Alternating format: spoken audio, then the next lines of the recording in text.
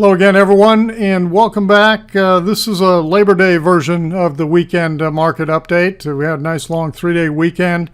Happy Labor Day to everybody who's celebrating Labor Day in the United States, and I sure hope the folks in Southeast the United States are safe and that no harm comes to everyone down there. What a devastating hurricane. That's just unbelievable when I take a look at the pictures. All right, so in this technical analysis of the stock market video, I call it at a crossroads because I think that's exactly where we're at. I believe we're at a crossroads. Last week, we were right here, and I really did think we were teetering. I thought we were about ready to break right down through that trend line and head down for some more corrective action. But what did we do? We bounced right back up. Well, that's exactly what's been going on for the whole month of August, right? Down for the beginning of August, up, down, up, down, up, okay?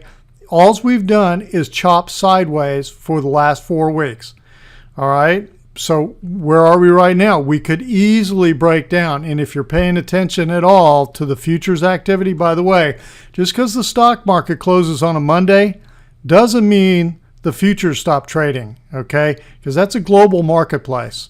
And the futures started trading on Sunday evening at 5 o'clock Central Time, just like they normally do.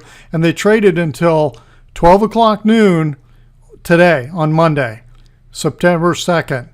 And right now, the Dow futures closed down 229 points and the S&P futures are down 26.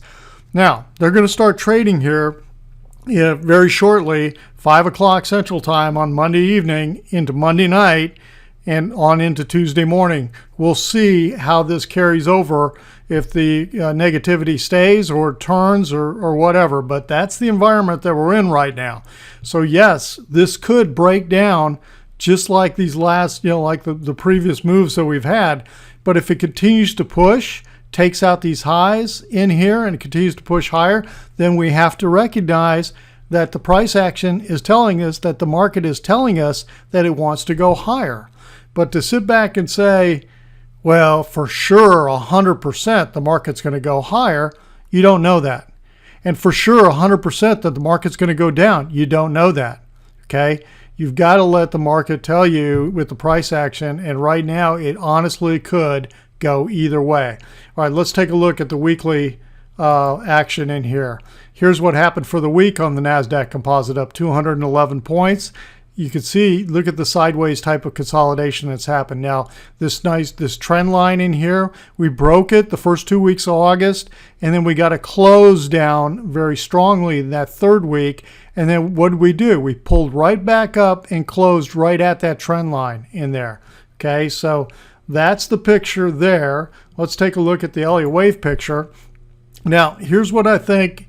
From a bearish perspective, what still seems to be in play to me is that we're doing a very large corrective flat pattern, Elliott Wave pattern.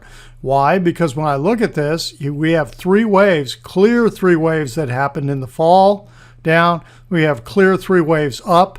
When you get a 3, 3, and you retrace all of that price action that happened in this wave A, okay, that's that B wave right here, 3, 3, and then 5 waves are expected. So we're looking for 5 waves down, okay? Now, it could be a pure impulsive, it could be some kind of ending diagonal, but we're looking for 5 waves. I don't believe that first wave is complete yet, okay? So that's what we're looking at.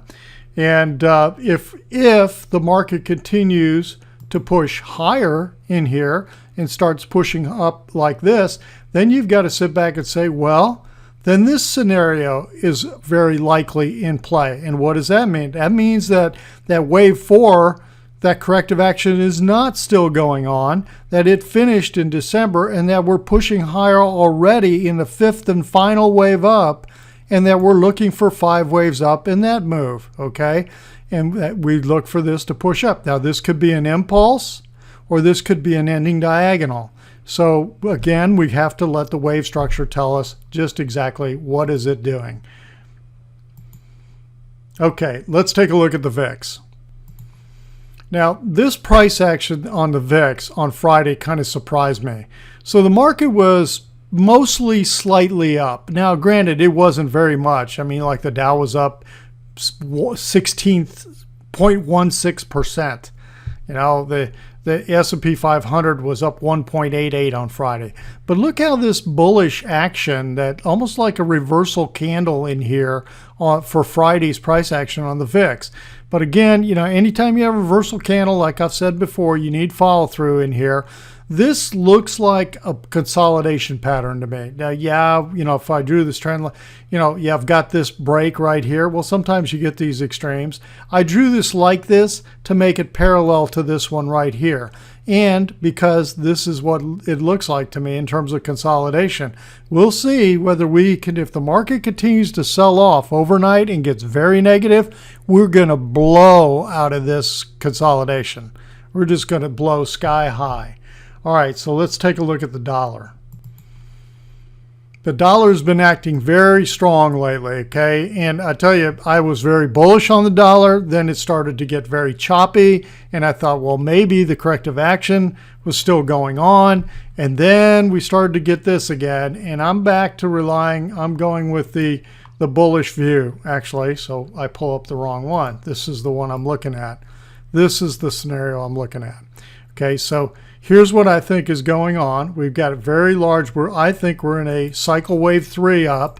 Within that cycle wave 3, we're looking at 5 primary waves, and I think we're in the 3rd primary wave up. And within that 3rd primary wave, we're, you know, fleshing out these 5 waves in here, and the market continues to push higher. So we need it to continue to act like that, push up in a 3rd wave, to confirm that that's the scenario, that's what we've got. But so far, it continues to do that. So that's what's going on with the dollar index. Very strong. Let's take a look at oil. Okay, here's the daily price action on oil. And you look at this and you go, oh, what's this telling you? Wow, you know. Well, number one, the thing it's telling me is all of these little rallies in here have not gone to a new high. This high is lower than that high, lower than that, lower than that, lower than that. It tells me the trend continues to be down. It continues to struggle with moving higher. It hasn't gone to any kind of new high since mid-July, okay, on the rallies.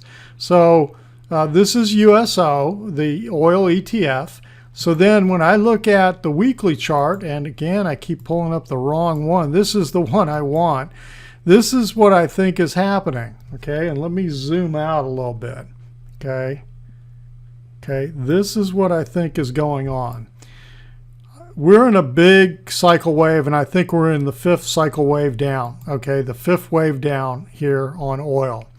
And within that 5 wave, because of the chop that started to occur and the 3 waves I started to see on the daily view, this is a weekly view, by the way, and if you're ever in doubt, all you got to do is look right down here and see what time cycle is he on, okay?